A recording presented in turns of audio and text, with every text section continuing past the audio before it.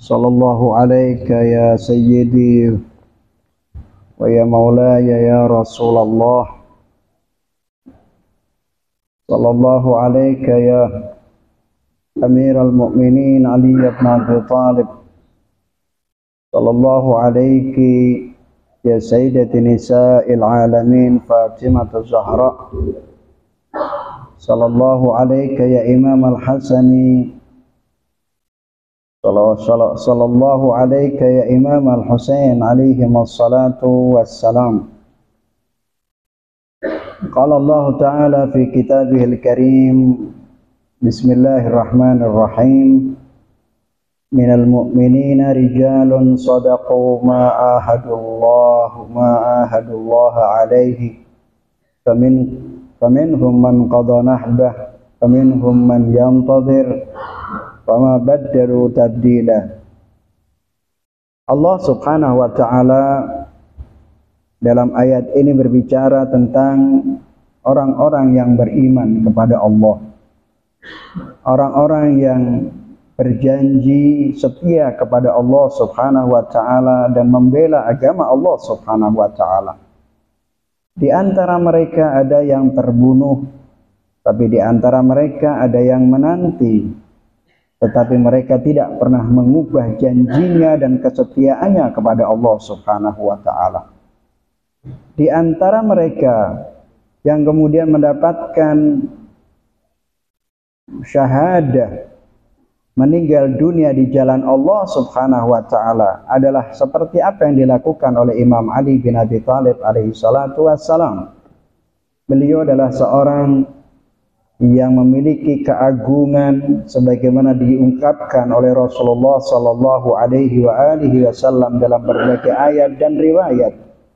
Imam Ali bin Abi Thalib alaihi salatu wassalam sebelumnya sudah diprediksi oleh Rasulullah sallallahu alaihi bahwa beliau akan dibunuh oleh seseorang yang disebut dengan Ashqal Akhirin. Satu hari Rasulullah sallallahu alaihi wasallam pernah bertanya kepada Ali bin Abi Thalib, "Ya Ali, tahukah siapa orang yang paling ashqal awwalin, orang yang paling celaka dari umat-umat terdahulu?" Imam Ali bin Abi Thalib alaihi salatu wassalam menjawab, "Allah wa rasuluhu a'lam." Allah dan Rasulnya lah yang lebih tahu. Lalu Rasulullah sallallahu alaihi wasallam menjawab, "Akhiru naqati saleh." Orang yang paling celaka dari orang terdahulu adalah orang yang membunuh ontanya Nabiullah Saleh alaihi salatu wassalam. Kemudian Imam Rasulullah bertanya kepada Ali bin Abi Thalib, "Ya Ali, tahukah engkau siapa orang yang paling celaka dari umat yang terakhir, ashqal akhirin?" Imam Ali bin Abi Thalib alaihi salatu wassalam menjawab, "Allahu wa rasuluhu a'lam." Allah dan Rasulnya lah yang lebih tahu.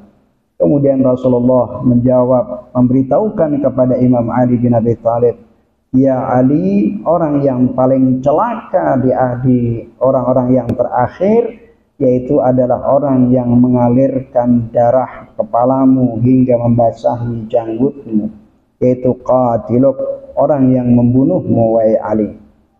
Abdurrahman bin Muljam dalam sejarah disebutkan bahwa dialah yang membunuh Imam Ali bin Abi Thalib alaihi salatu wassalam. Ceritanya panjang, akan tetapi saya tidak ingin menjelaskan itu semua.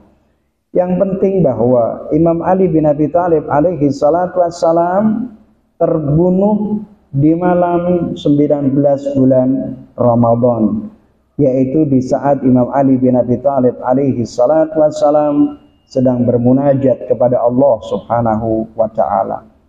Berkali-kali dan setiap kali Rasulullah Imam Ali bin Abi Thalib alaihi salatu wassalam berjumpa dengan Abdurrahman bin Muljam al-Muradi, beliau mengatakan, "Uridu hayatahu wa yuridu qatli." Aku menginginkan dia hidup damai, tetapi dia menginginkan aku mati.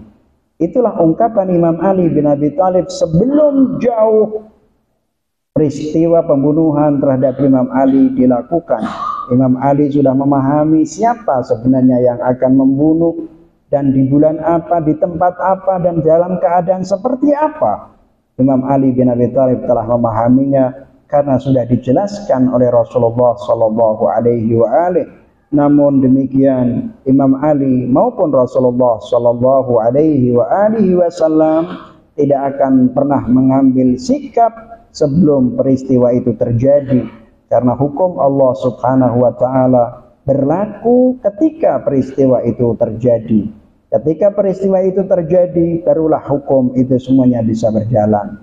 Saudara sekalian yang dimuliakan oleh Allah Subhanahu wa taala, di malam suci bulan suci Ramadan, dalam riwayat disebutkan bahwa malam itu, dalam riwayat menyebutkan Ummu Kulsum, putra-putri dari Imam Ali bin Abi Thalib. Dalam riwayat yang lainnya menyebutnya Sayyidah Zainab al-Aqilah. Sore itu Sayyidah Zainab menyiapkan buka puasa untuk ayahnya Imam Ali bin Abi Thalib alaihissalatu wassalam. Usai menunaikan salat maghrib, Imam Ali bin Abi Thalib alaihissalatu wassalam menghampiri buka yang sudah disiapkan oleh putrinya itu. Ketika matanya tertuju pada makanan, beliau menggelengkan kepala dan menangis sambil memanggil putrinya. "Wahai putriku, engkau telah menyiapkan makanan, lauk pauk dan susu yang cukup banyak dalam satu nampan. Apakah engkau menginginkan agar ayahmu dihisab oleh Allah di hari kiamat nanti dalam waktu yang lama? Wahai putriku, ketahuilah bahwa tidak seorang pun yang memakan makanan dan memakai pakaian yang mewah kecuali kelak akan menghadapi hisab yang panjang di hadapan Allah di hari kiamat nanti." Imam Ali bin Abi Thalib kemudian menyuruh putrinya untuk menyingkirkan dan mengangkat susu dari hadapannya, dan beliau hanya berbuka dengan roti kering dengan dicampur dengan garam. Tidak seperti biasa di malam itu, yaitu malam 19 bulan suci Ramadan, Imam Ali bin Abi Thalib alaihissalatu wassalam terlihat sangat gelisah sekali. Sering keluar masuk rumah seperti ada sesuatu yang dipikirkan. Sesaat kemudian beliau memandang ke langit sambil bergumam, "Sungguh benar, malam ini adalah malam yang telah dijanjikan kekasihku Rasulullah kepadaku." Malam itu adalah malam 19 bulan suci Ramadan. Imam Ali bin Abi Thalib alaihissalatu wassalam menghabiskan waktunya untuk beribadah, berdoa dan berzikir hingga melewati tengah malam. Dalam keadaan duduk, Imam Ali bin Abi Thalib alaihissalatu wassalam sempat tertidur sebentar dan kemudian terjaga kembali. Ummu Kulsum bercerita, malam itu Imam Ali meminta kepada semua putra-putrinya untuk berkumpul dan diberitahu bahwa beliau telah bermimpi berjumpa dengan Rasulullah sallallahu alaihi wasallam. Rasulullah memanggilnya, "Wahai Abul Hasan, sebentar lagi kamu akan berjumpa denganku. Sebentar lagi engkau akan datang, atau sebentar lagi akan datang orang yang paling celaka mendekatimu. Lalu dia akan melumuri janggutmu dengan darah dari kepalamu. Demi Allah, aku sangat merindukanmu, wahai Ali," kata Rasulullah sallallahu alaihi wasallam dalam mimpi itu. Mendengar berita sedih itu, putra-putri Imam Ali pun menangis sedih. Tetapi Imam Ali bin Abi Thalib meminta agar mereka menahan diri dan tidak menangis. Imam Ali juga berpesan agar mereka berbuat kebaikan dan menjauhi keburukan. Ummu Kulsum menceritakan, "Di malam itu ayahku menghabiskan waktunya dengan sholat, ruku dan sujud di hadapan Allah. Kemudian sesaat beliau keluar rumah, mengarahkan wajahnya ke langit, melihat gemerlapnya cahaya bintang-bintang yang bersinar sambil berkata, 'Demi Allah, aku tidak berbohong dan malam ini juga tidak berbohong. sungguh ini adalah malam yang dijanjikan kepadaku oleh Rasulullah sallallahu alaihi wasallam. Kemudian beliau kembali ke tempat sholatnya dan berkata, ya Allah, berkatilah aku dalam kematianku nanti. Beliau juga tidak henti-hentinya untuk mengucap, inna lillah wa inna ilaihi raji'un, wa la hawla wa la quwwata illa billahil aliyyil azim. Sayyidah Zainab menceritakan, aku melihat ayahku dalam kebingungan. Mulutnya tak terhenti mengucap zikir dan beristighfar kepada Allah. Lalu aku mendekati untuk menanyakannya dan menyapanya. Wahai ayah, kenapa aku melihatmu malam ini dalam keadaan tidak tenang, gelisah? Beliau menjawab, putriku, kini kematian telah dekat dan semua harapan telah terputus. Dalam keadaan sedih dan menangis, Ummi Kulsum berkata, wahai ayah, aku melihat malam ini kamu telah mengumumkan kematianmu. Imam Ali bin Abi Thalib menjawab, putriku, janganlah engkau menangis. Sungguh aku tidak berucap seperti itu, kecuali karena itu telah dijanjikan kakekmu Rasulullah sallallahu alaihi wasallam kepadaku. Di malam itu Imam Ali alaihi salatu wassalam memperbarui wudhunya, kemudian memakai pakaiannya dan keluar menuju halaman rumah. Angin dingin menerpa wajahnya yang sayu. Dengan sedih beliau mengucapkan la ilaha illallah, sebuah ucapan tulus disertai kesedihan yang mendalam, di mana di waktu pagi nanti ketetapan takdir akan menimpanya yang tidak pernah berubah sama sekali. Ummu Kulsum menceritakan, ketika Imam Ali bin Abi Thalib alaihi salatu wassalam hendak keluar rumah dan sampai di depan pintu, dengan pelan beliau berusaha membuka pintu rumahnya. Namun kain sarung yang dikenakannya tersangkut hingga hampir terlepas. Beliau menariknya dan mengencangkan kembali sambil berkata, ya Allah, berkahilah aku dalam kematianku. Ya Allah, berkatilah aku dalam pertemuanku denganmu. Dengan perasaan sedih, Ummu Kulsum dan Sayyidah Zainab mendatangi kakaknya Al-Hasan. Wahai saudaraku Hasan, wahai Abu Muhammad, ayahmu kini sedang menghadapi masalah besar. Beliau berada di luar rumah, di tengah kegelapan malam yang dingin seperti ini.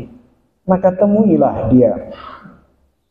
Imamul Hasan bin Ali segera menemui ayahnya sebelum masuk ke dalam masjid.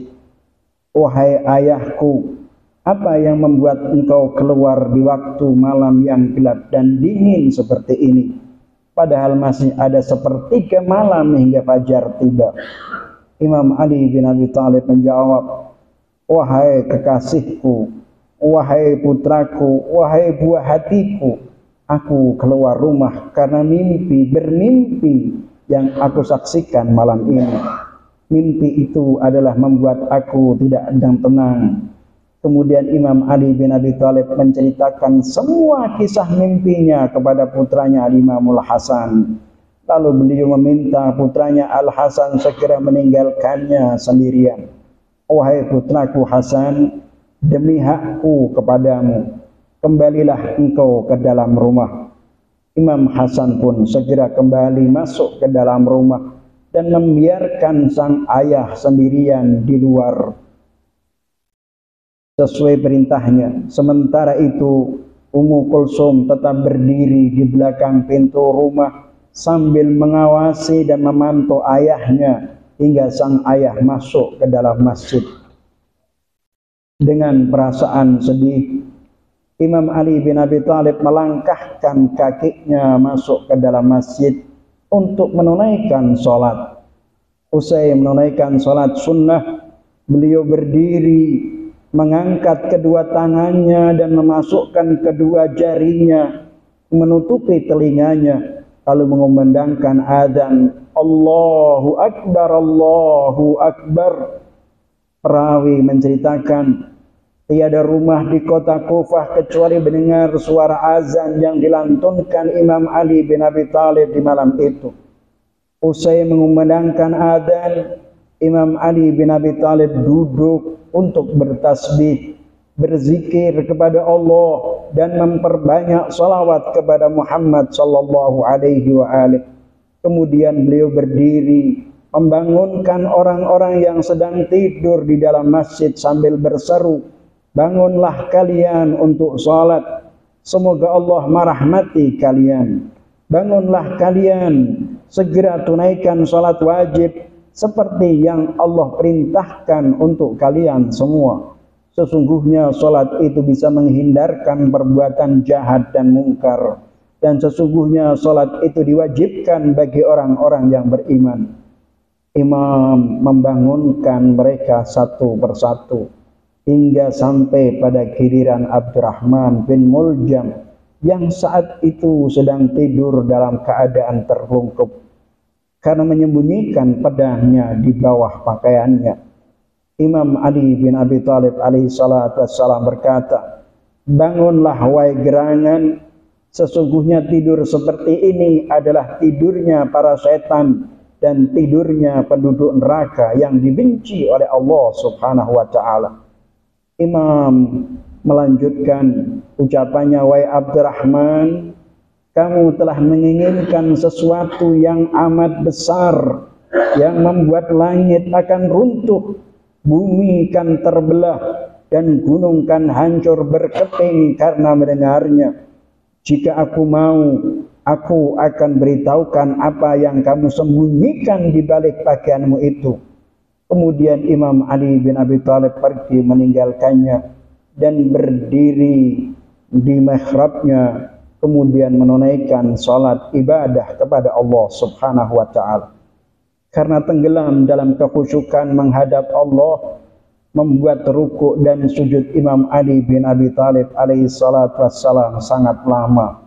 Saat itulah tiba-tiba Abdurrahman bin Muljam, manusia terkutuk itu, berdiri bergegas mendekati Imam Ali bin Abi Thalib sambil bersembunyi mengendap-endap di balik tiang masjid sambil mengamati keadaan. Abdurrahman membiarkan Imam Ali menyelesaikan rakaat pertama. Ketika masuk pada rakaat kedua, Imam Ali bin Abi Thalib melakukan sujud, dan ketika mengangkat kepalanya dari sujud pertama, tiba-tiba Abdurrahman bin Muljam mendekati Imam Ali bin Abi Thalib sambil menggenggam pedangnya, dan tak lama kemudian menghantamkan pedang itu ke arah kepala Imam Ali bin Abi Thalib alaihi salatu wassalam.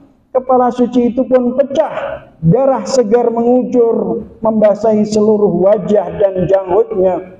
Imam Ali bin Abi Thalib tersungkur bersimbah darah di atas tempat sujudnya. Beliau mengucapkan, Bismillah wa billah wa ala millati Rasulillah Muhammad sallallahu alaihi wa alihi, wallahi fustu, wallahi wa rabbil Ka'bah.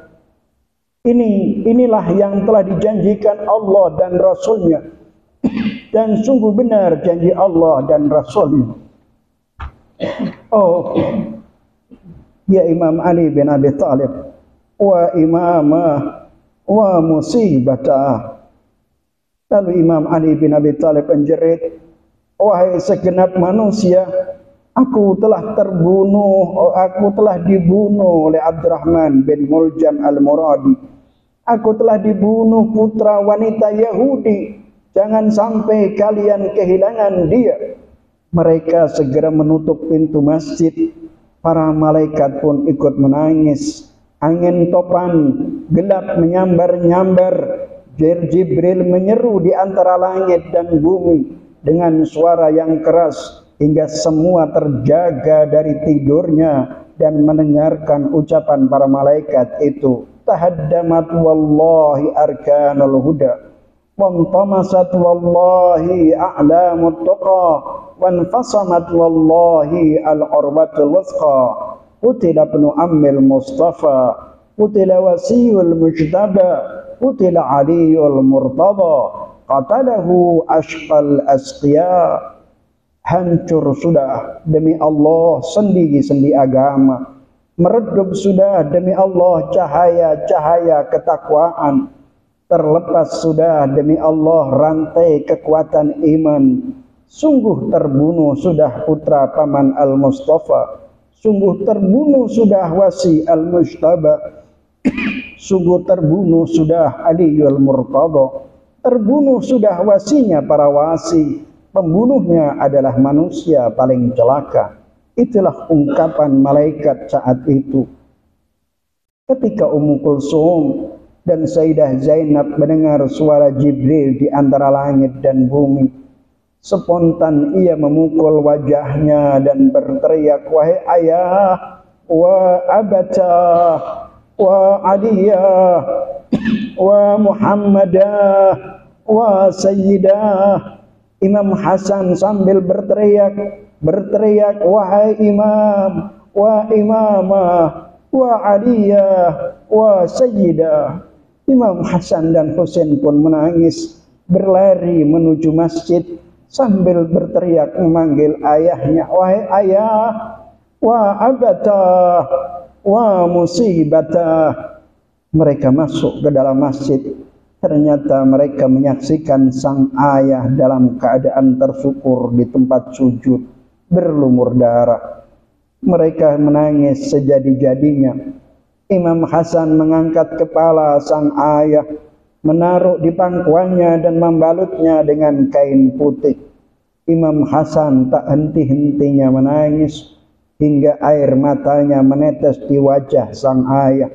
Ketika Imam Ali sadar dan menyaksikan banyak orang berkumpul, beliau menyuruh Imam Hasan untuk melanjutkan salat berjamaah bersama mereka yang hadir. Sementara Imam Ali bin Abi Thalib salat di belakangnya sambil duduk dengan sesekali mengusap darahnya yang mengalir di wajahnya. Usai salat, Imam Ali bin Abi Thalib dibawa ke dalam rumah. Zainab dan Ummi Kulsum serta para wanita lain yang telah berdiri di depan pintu menunggu sang ayah datang. Dan ketika mereka menyaksikan ayahnya dalam keadaan yang mengerikan seperti itu, mereka menangis sejadi-jadinya. Mereka berteriak, wa abatah, wa aliyah, wa musibatah, alaikum ya ahla baiti Rasulillah. Kemudian Imam Ali bin Abi Thalib alaihi salatu wassalam ditaruh di dalam kamar, kemudian dirawat, yang kemudian didatangkanlah para tabib-tabib terbaik yang ada di zaman itu. Mereka tak mampu menyembuhkan luka yang diderita Imam Ali bin Abi Thalib alaihi salatu wassalam.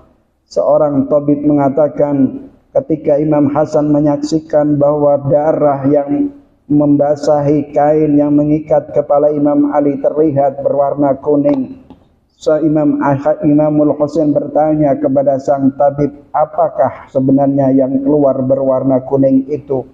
Sang tabib mengatakan, sungguh otak Imam Ali bin Abi Thalib ikut keluar bersama darahnya. Ini tidak akan mungkin bisa disembuhkan. Saudara sekalian yang dimuliakan oleh Allah Subhanahu wa taala, Imam Ali dirawat, kemudian pada tanggal atau malam 21 Ramadan semacam ini beliau dipanggil oleh Allah Subhanahu wa taala. Itulah musibah pertama yang dihadapi oleh Ahlul Bait Rasulullah sallallahu alaihi wa alihi wasallam. Inna lillahi wa inna ilaihi raji'un. Inna lillahi wa inna ilaihi raji'un. Inna lillahi wa inna ilaihi raji'un. Azamallahu ujurana wa ujurakum بمصابنا بسيدنا ومولانا علي بن أبي طالب أمير المؤمنين جعلنا الله وإياكم من الطالبين بثأره مع الإمام المنصور صاحب العصر والزمان المهدي أجل الله فرجه الشريف.